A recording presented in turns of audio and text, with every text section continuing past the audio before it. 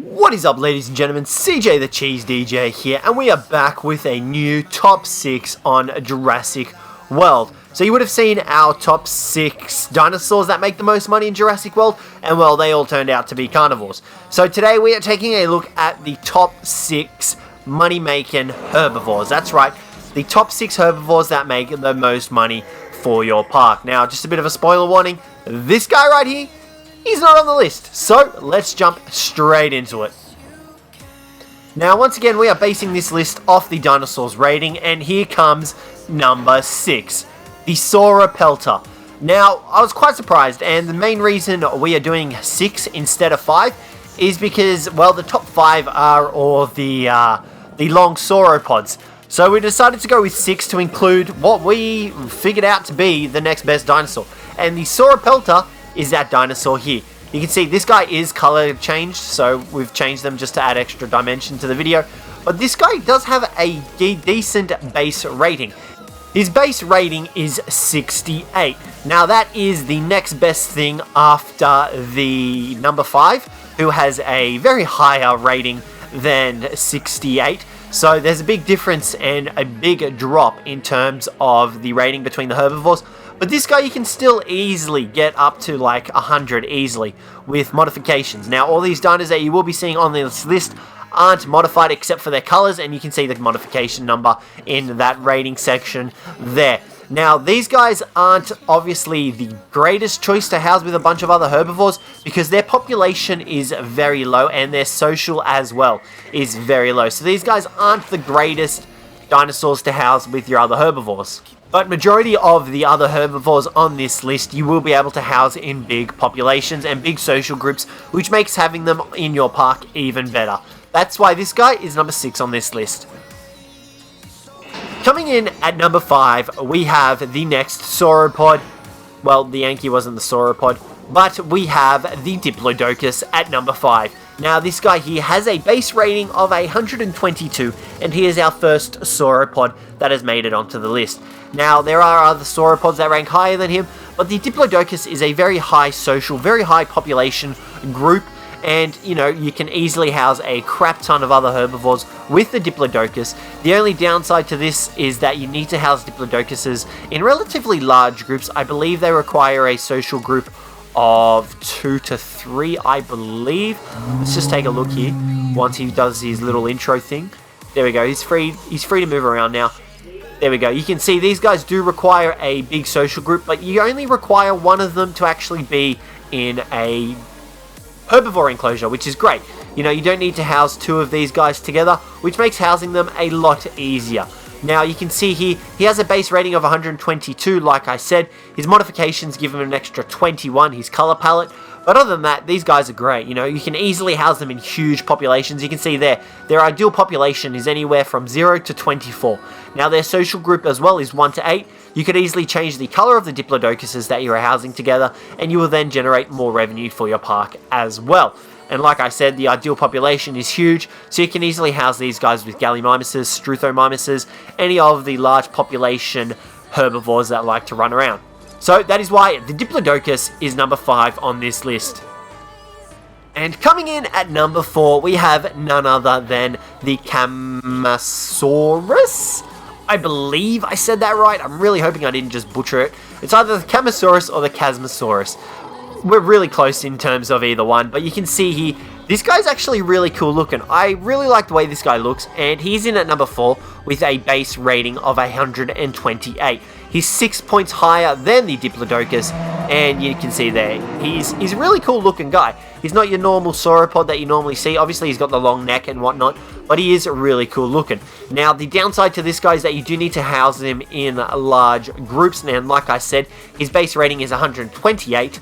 So, yeah, you can house him in very big populations, much like the Diplodocus.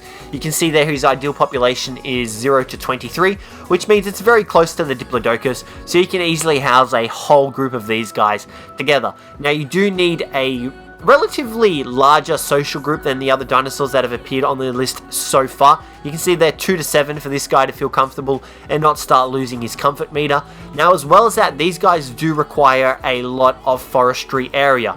Now, a lot of the sauropods actually require forestry area, so if you do plan on housing the sauropods together, make sure you've got it covered in plenty of forestry. But if you do plan to house, the Struthiomimuses, the Gallimimuses, Triceratops, they're not too afflicted by forest area. As long as they've got the large grasslands, they'll be a-okay to continue cohabiting with the rest of the dinos that are in your enclosure. The lucky dinosaur at number 3 is none other than this behemoth. Look at the size of that neck.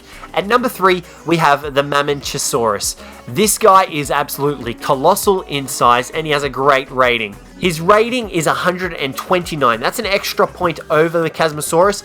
However, it doesn't justify the way he looks. I definitely think this guy should get a much higher rating, and you'll see that he's very similar to another dinosaur located further on the list, but this guy is an absolute colossal sized dinosaur, and he definitely deserves the spot at number 3. Now you can see here he's going to do his little roar thing, but we're going to show you guys just how big of a social group this guy can actually live in. So you can see that his social group isn't that big. He only likes living in another 2 to 4 of his own kind. However, his ideal population is catastrophic. It's huge. It's much like the Diplodocus and the Chasmosaurus. They like living in big herds. This guy's got an ideal population of 0 to 25. So, you can easily house this guy with a number of other herbivores. Now, do take in mind, like I mentioned, that his forestry has to be very high up on the scale for him to feel comfortable, but my gosh, these guys are an absolute colossal sized dinosaur, and they definitely deserve the spot at number 3 with a rating of 129. Now coming into number 2, we're almost at number 1. At number 2, we have the Apatosaurus. Now, this guy has a base rating of 135, which is 6 more higher than the Mesmerosaurus. I apologize for butchering their names. It's very hard to pronounce them, but the Apatosaurus comes in at number 2 with a base rating of 135. Now, obviously, much like the rest of the sauropods on this list, and excluding number 6, these guys like living in huge populations as well, which means you can put a crap ton of them and they will all generate enough revenue to power your park forever. And these guys are tall herbivore feeders as well, so do take that into mind. But you can see their population is catastrophic. It's huge, it's gigantic. All these sauropods like living in big populations because it makes them feel safe. But you can see that his social requirements is a little bit higher. He does require 3 to 7 in his social group for him to feel comfortable of his own species, but his ideal population is a little bit lower than the others at 0 to 22. However, that's nothing to really worry about too much, because you're obviously going to house this guy with a ton of other herbivores, which makes him a great addition to any park. Now, granted, he does have the 135 rating as well. That's only going to increase the amount of visitors you have in your park, especially if you paint each of the social groups of the and what is his neck doing? Okay. Especially if you paint each of the social group a different color, that will count as different variety, which means you can house multiples of these guys together without having a penalty inflicted on you. So, that is why the Apatosaurus is number 2 on this list. And finally, number 1, you guys probably would have suspected it since I did mention that it was all sauropods on this list. At number 1, we have the Brachiosaurus.